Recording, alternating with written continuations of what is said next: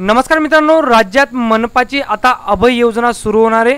अभय योजनेअंतर्गत थकीत करदात्यांसाठी मोठा दिलासा दिला जाणार आहे। मित्रांनो अभय योजना मनपा सुरू करणार आहे। या योजनेअंतर्गत नगरपालिका, नगर परिषद, नगर पंचायत क्षेत्रातील जे मालमत्ता कर असतो, टॅक्स असतो, तर त्याच्या ज्या मित्रांचा किंवा ज्या लोकांचा हा थकीत असेल तर अशा लोकांसाठी ही अभय योजना सुरू करण्यात आलेली। याबाबत राज्य सरकारने एक शासन निर्णय सुद्धा प्रसिद्ध केलेला आहे। मित्रांनो, या अभय योजनेची संपूर्ण माहिती मी तुम्हाला या व्हिडिओमधून देणार आहे। त्यासाठी व्हिडिओ शेवटपर्यंत बघत राहा आणि जरी चॅनलला नवीन असाल तर चॅनल नक्की सबस्क्राइब करून ठेवा। मित्रांनो महाराष्ट्र शासनाने दिनांक 30 एप्रिल 2025 रोजी अधिसूचना काढून महाराष्ट्र नगर परिषद, नगरपंचायती व औद्योगिक नगरी अधिनियम 1965 मध्ये सुधारणा केली आहे। या सुधारणेद्वारे कलम 150 अ मधील 1 मध्ये तरतूद करण्यात आली की शासनाच्या मान्यतेने संबंधित नगर परिषद किंवा नगरपंचायत शास्तीमधून सूट देऊ शकते। यासाठी शासनाने अभय योजना ही कार्यान्वित केली गेली आहे। मित्रांनो, तर मालमत्ता कर ही स्थानिक स्वराज्य संस्थांची जसे की नगरपालिका, नगरपंचायत, नगर परिषद आर्थिक शिरशास्त्र असते। पाणी पुरवठा, कचरा व्यवस्थापन, रस्ते आणि इतर नागरी सुविधांची अंमलबजावणी योग्य रीतीने व्हावी यासाठी कर संकलनाची भूमिका अतिशय महत्त्वाची असते। मात्र गेल्या काही वर्षापासून अनेक नागरी भागांमध्ये मालमत्ता कराची थकबाकी मोठ्या प्रमाणात वाढली आहे।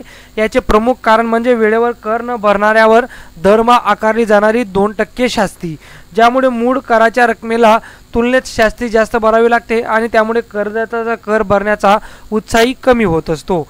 हीच पार्श्वभूमी लक्षात घेता महाराष्ट्र शासनाने 19 मे 2025 रोजी एक ऐतिहासिक निर्णय घेतला आणि मनपाची अभय योजना जाहीर केली। मालमत्ता कर योजनेचा उद्देश म्हणजे थकीत मालमत्ता कराची वसुली करताना शास्तीमधून सूट देणे, जेणेकरून करदात्यांना कर भरण्यास प्रोत्साहन मिळणार आहे। मित्रांनो, तर का आता ही जी अभय योजना आहे तर अभय योजनेअंतर्गत काय महत्त्वाचे तर जो शास्ती कर आहे तर तो शास्ती कर राज्य सरकार सूट करणार आहे। आता अभय योजनेच्या मुख्य अटी व अंमलबजावणी प्रक्रिया कशा पद्धतीने होणार आहे तर शास्ती माफीसाठी अर्ज प्रक्रिया होणार आहे। त्यासाठी नगर परिषद किंवा नगर पंचायत थकीत शास्ती माफ करण्यासाठी जिल्हाधिकाऱ्याकडे प्रस्ताव सादर करू शकतात।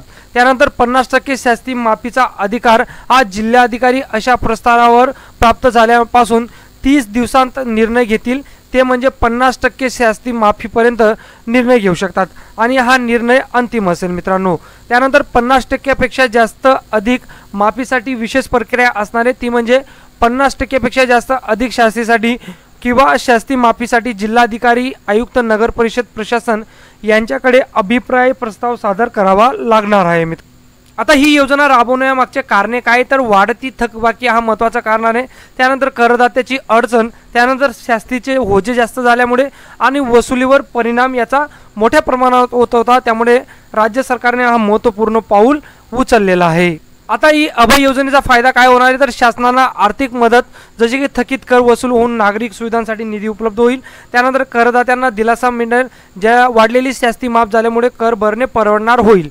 त्यानंतर स्थानिक स्वराज्य संस्थांना मदत होईल, जसे की नगर परिषद, नगरपंचायतीच्या वसुलीत सुधारणा होईल, स्थानिक पातळीवर आर्थिक स्थैर्य निर्माण होईल।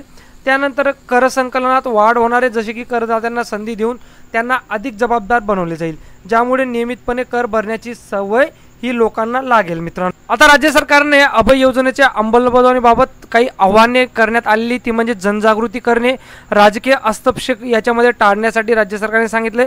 त्यानंतर कडक तपासणी यंत्रणा राबवण्याचं राज्य सरकारने सांगितलेलं आहे। मित्रांनो, ही जी अभय योजना आहे तर अभय योजनेसंबंधित जो काही JR राज्य सरकारने प्रसिद्ध केलेला आहे तो JR ची PDF मी आपल्या व्हिडिओच्या डिस्क्रिप्शन बॉक्समध्ये देऊन देईल, तिथे क्लिक करून तुम्ही तो जो JR आहे तो डाउनलोड करू शकतात आणि वाचू शकता। मित्रांनो, की या JR मध्ये अभय योजनेबाबत काय ही संपूर्ण डिटेल देण्यात आलेली।